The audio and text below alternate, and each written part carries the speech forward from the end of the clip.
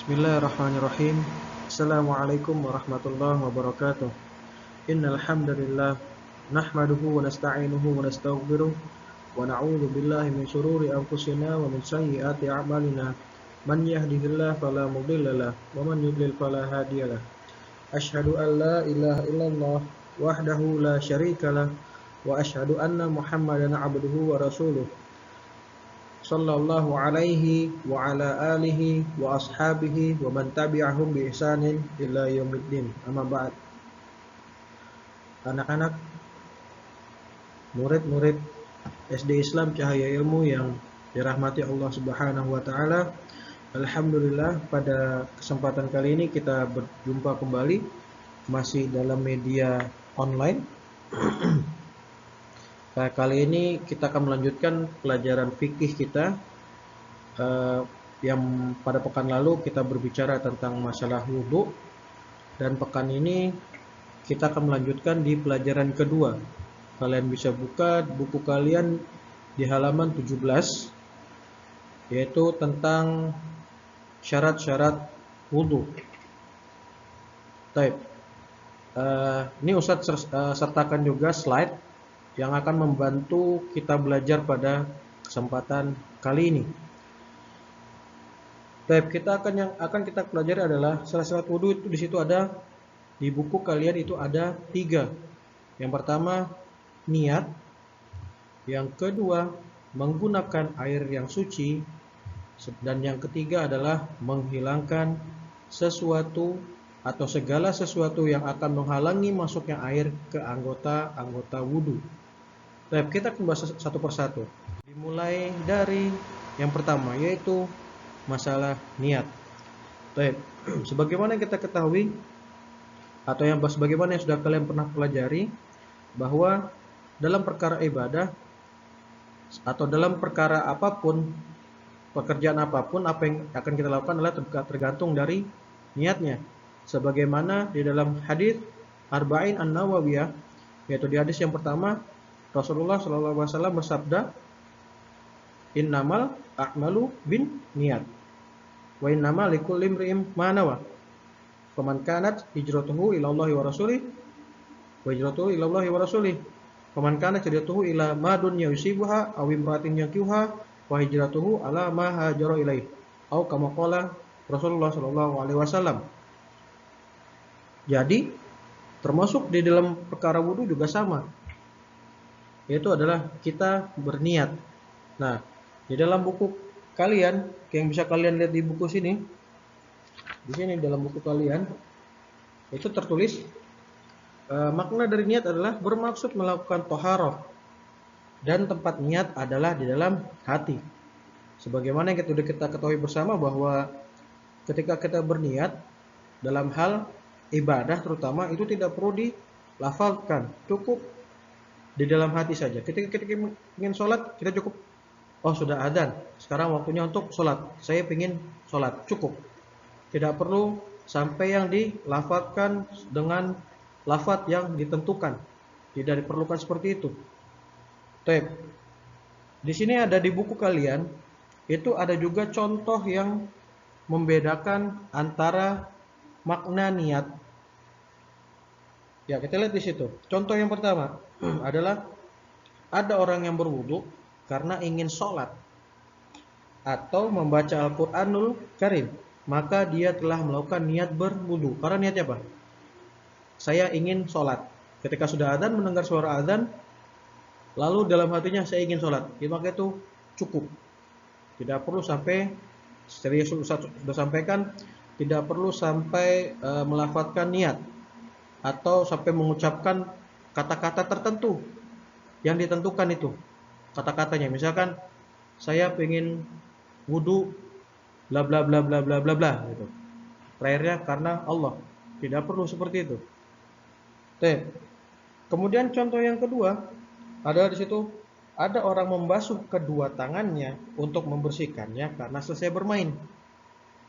Kemudian dia membasuh muka, kepala, dan kedua kakinya.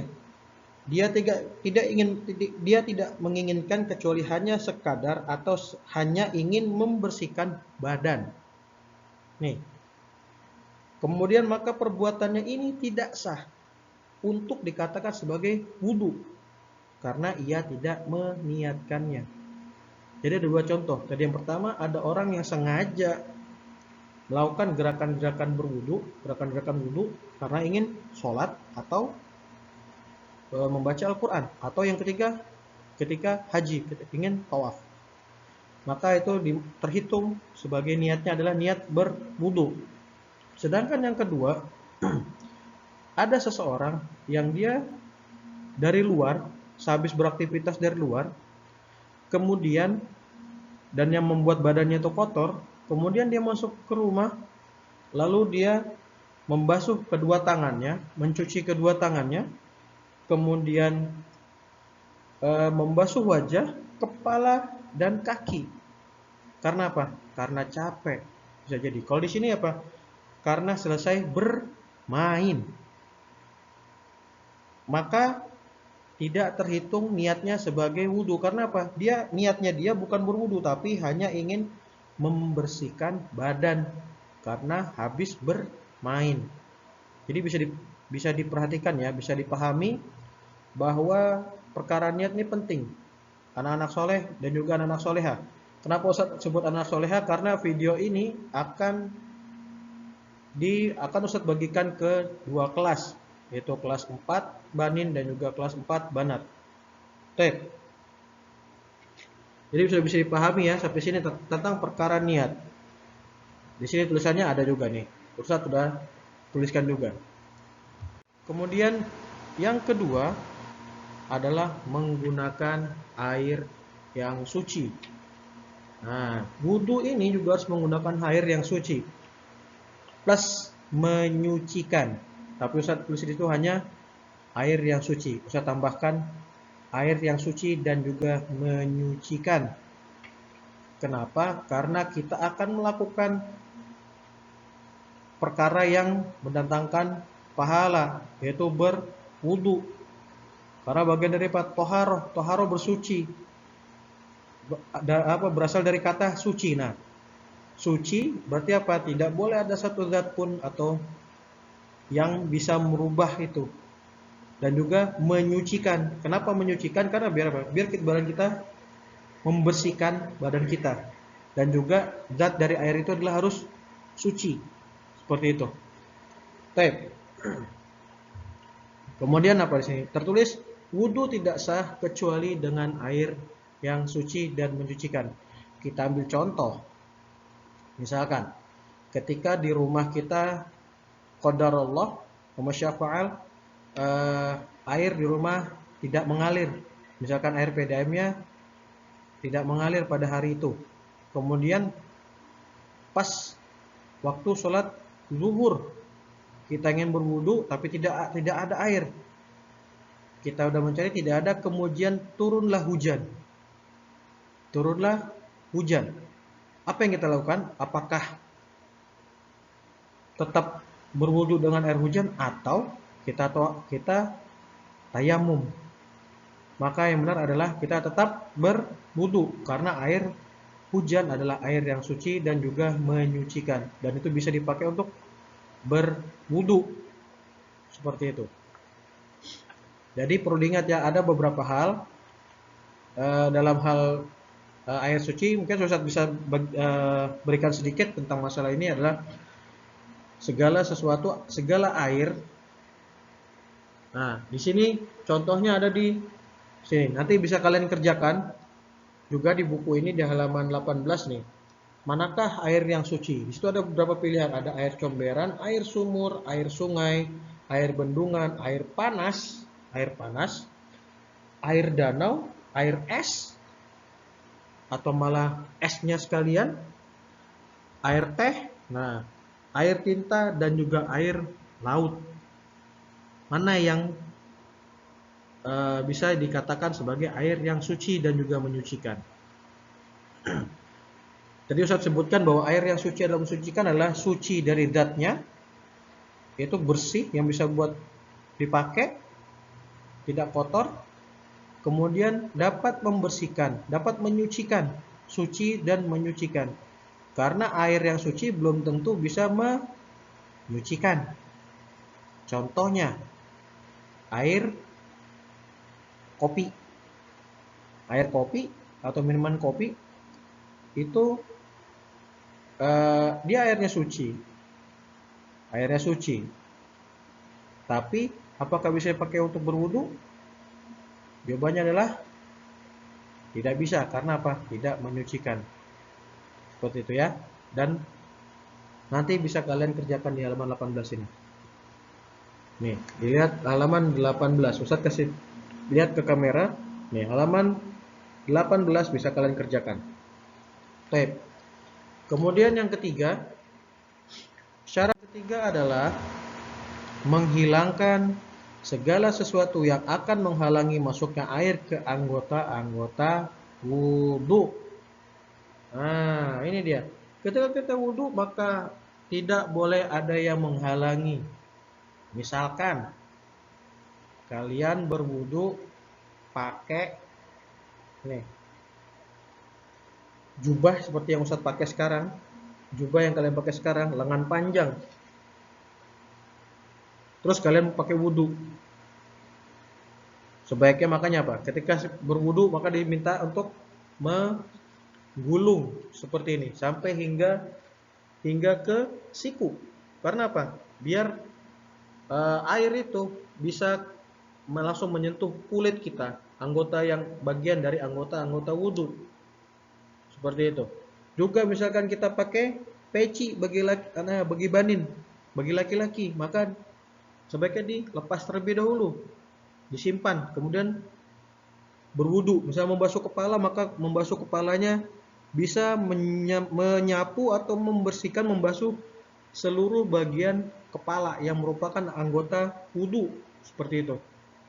Nah, bagaimana ketika badan kita terkena yang namanya tinta atau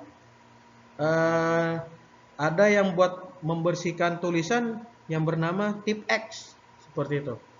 Bagaimana ketika badan kita terkena itu? Ketumpahan tinta, misalkan ketika ingin mengisi spidol. Sebentar, Ustadz ambilkan contohnya spidolnya. Ini.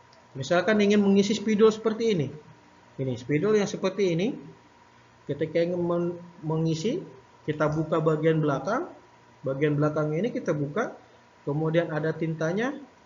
Ketika kita ingin menumpah, qadarullah tintanya tumpah mengenai tangan, misalkan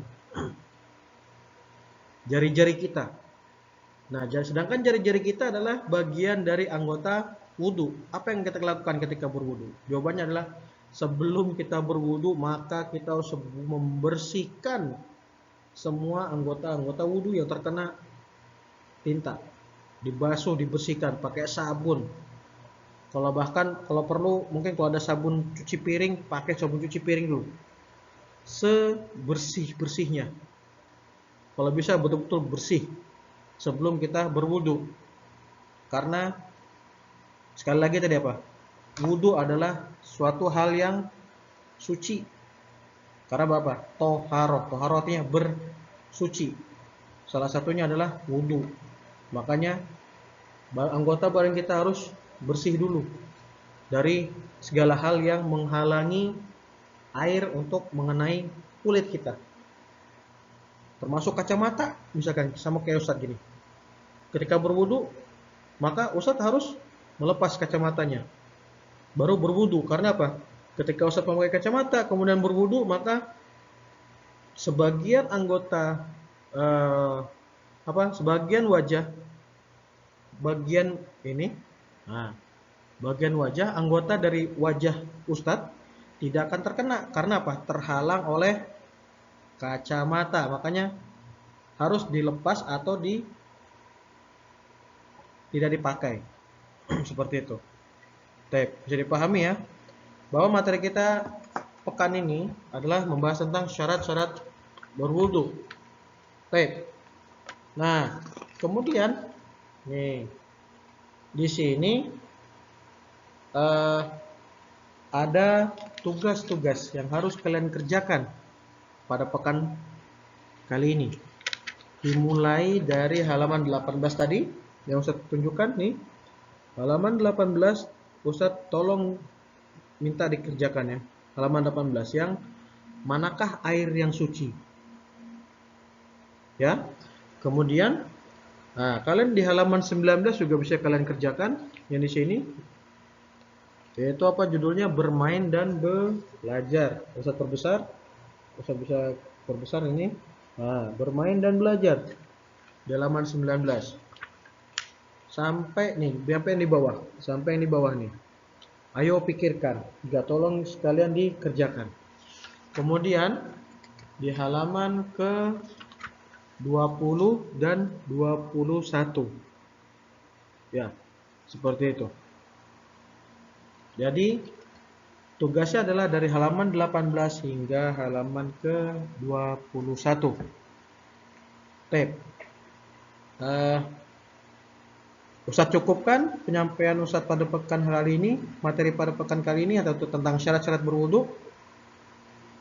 Semoga kalian tetap sehat, tetap bersemangat dalam menuntut ilmu, sehingga kalian dapat mendapatkan sesuatu yang bermanfaat. Kita cukupkan dengan doa kafaratul majlis. Subhanakallahumma wa bihamdika asyhadu an la ilaha illa anta astaghfiruka wa atubu ilaik. Assalamualaikum warahmatullahi wabarakatuh.